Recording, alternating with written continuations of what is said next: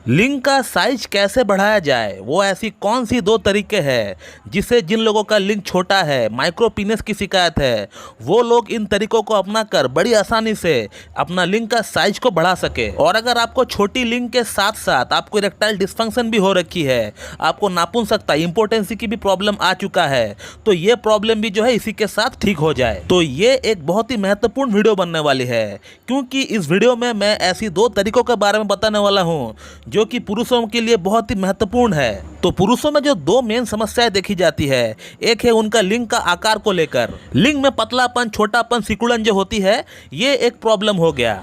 इसके अलावा और एक जो प्रॉब्लम होता है वो है इरेक्टाइल डिस्फंक्शन, यानी लिंग में सही से तनाव का ना आना। अब लिंग में सही से कड़कपन आएगा नहीं तो जाहिर सी बात है कि उसका साइज में कमी आ जाएगा। तो ये जो दो मेन समस्या है, इन्हीं दो समस्याओं को ठीक करने के लिए मैं ऐसी दो तरीकों के बारे में बताने वाला हूँ जो कि साइंटिफिकली प्रूवन है। तो मैं डॉक्टर सुप्रदत्ता और आप सभी को फिर से एक बार बहुत बहुत स्वागत करता हूं अपने इस YouTube channel homeo care tips पे। तो जो पहला प्रोसेस है वो है पिनाइल इम्प्लांट।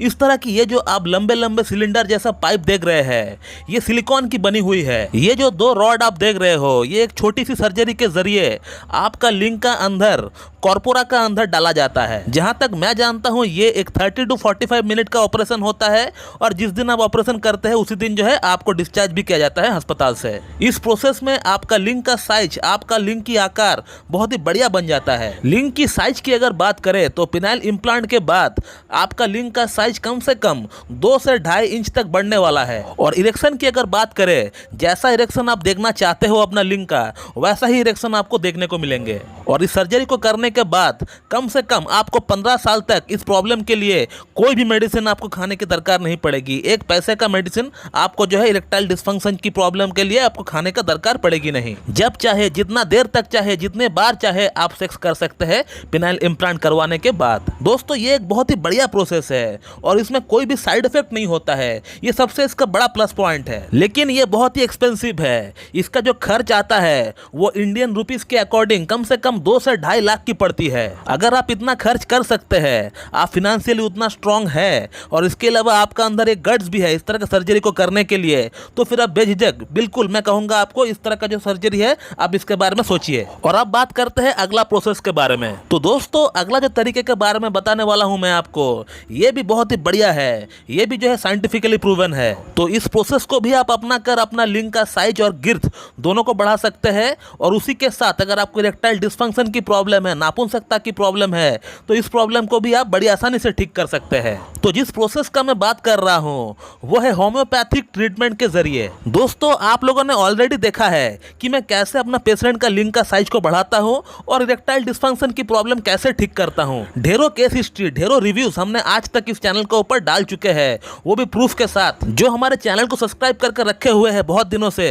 वो लोग जानते ही है, हमें अलग से बोलने का कोई दरकार पड़ता नहीं है उनके लिए। इस चैनल का ऊपर एक केस नाम का प्लेलिस्ट है, उस फोल्डर में, उस प्लेलिस्ट में जो जो वीडियोस है वो सभी पेशेंट रिव्यूज के लिए हमने बनाए हैं, कि जो बंदे हमारे पास ट्रीटमेंट कर रहे हैं वो हमसे ट्रीटमेंट लेकर कितना सेटिस्फाइड फील कर रहे हैं अपने आप को, ये वहां पे आपको देखने को मिलेंगे। आप उस प्लेलिस्ट का कम से कम 5-6 वीडियो भी अगर उठाकर देख लेंगे तो फिर आपको पता चल जाएगा कि वाकई में होम्योपैथी से इस तरह का प्रॉब्लम को ठीक करना कोई बड़ी बात है नहीं। और इरेक्टाइल डिस्फंक्शन की अगर बात करें तो उसका तो मैं हर दिन एक ना एक प्रूफ डालते रहता हूं अपना चैनल का ऊपर। अब बात करते हैं कि आखिरकार हमारा प्रॉब्लम ठीक कैसे होगा, हमारा लिंग का साइज कैसे बढ़ेगा, हमारे इरेक्टाइल डिस्फंक्शन की प्रॉब्लम कैसे ठीक होगा।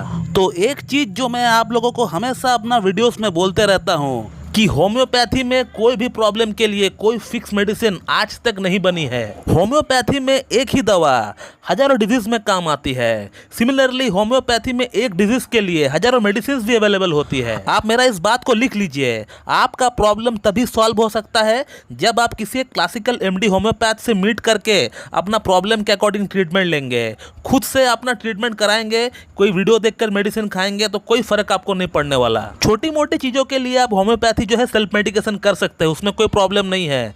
लेकिन जब आपको सवाल आता है कोई बड़ा डिजीज को ठीक करने का, या फिर ऐसा कोई डिसऑर्डर जिसको आपको ठीक करना है, तब आप बिल्कुल भी सेल्फ मेडिकेशन ना करें, क्योंकि मेरे ख्याल से आप लोग एक बात तो जानते ही होंगे कि होम्योपैथी में जो मेडिसिन दी जाती है वो आपका लक्षण के आधार पर दी जाती है। अब आपका लक्षण कोई भी मेडिसिन से मैच कर सकता है, वो सल्फर भी हो सकता है, वो लाइकोपोडियम भी हो सकता है, वो कैलकेरिया कार्ब भी हो सकता है, वो नाइट्रोमूर भी हो सकता है, कुछ भी हो सकता है। 93 होम्योपैथी में बड़ी पॉलीक्रस्ट रेमेडी है, उसमें से कुछ भी लक्षण आपका लक्षण हो सकता है। रहा बात लिंग का साइज को लेकर, वो आपका तभी बढ़ सकता है जब आपको कॉन्स्टिट्यूशनल ट्रीटमेंट दिया जाए। कॉन्स्टिट्यूशनल ट्रीटमेंट क्या होता है कि आपका पूरा सिम्टम लिया जाता है, उसमें आपका मेंटल फीलिंग्स देखा जाता है, आपका भूख कैसा है, आपका प्यास कैसा है, आपका सेक्स कैसा है, आपका स्टूल कैसा है, आपको पसीना कैसा छूटता है, आपको गुस्सा आता है कि नहीं, आप हॉट पेशेंट है, आप चिली पेशेंट है, आपको क्या पसंद है, आपको क्या नापसंद है, आपका फैमिली हिस्ट्री क्या है, आपका प्रेजेंट हिस्ट्री क्या है, आपका पास्ट हिस्ट्री क्या है, क्या कोई PQRS कोई पिकुलियर सिम्टम आपका अंदर है। तो ये सभी चीजें जो है हम लोग अकाउंट में अपना लेते हैं। और भी बहुत सारे सवाल होते हैं जो हमसे ट्रीटमेंट लिए हैं वो जानते ही है मैं उनसे किस तरह का सवाल पूछता हूँ। उन सभी क्वेश्चन का आंसर मिलने के बाद मैं उनके लिए एक ही मेडिसिन सेलेक्ट करता हूँ। ऐसा नहीं कि हमने उनसे बात करने के बाद 8-10 दवाइयाँ एक साथ चयन कर लिया। 8-10 दवाइयाँ खिलाने से पेशेंट का प्रॉब्लम सॉल्व नहीं होता है। यहाँ एक ही मेडिसिन को सेलेक्ट करना पड़ेगा आपको।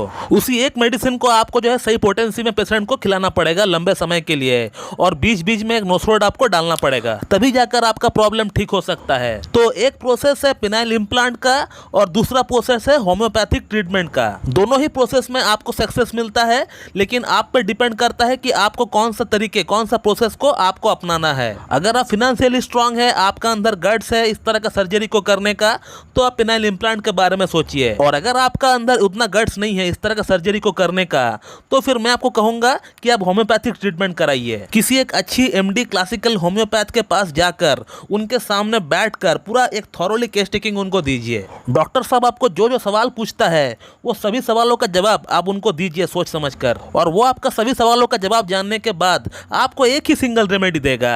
वही रेमेडी से जो है आपका सभी प्रॉब्लम ठीक होने वाला है। तो दोस्तों ये थे 2 तरीके। मैं आशा करता हूँ कि आप लोगों को मेरा ये वीडियो पसंद आएगी। So thank you very much and have a good day.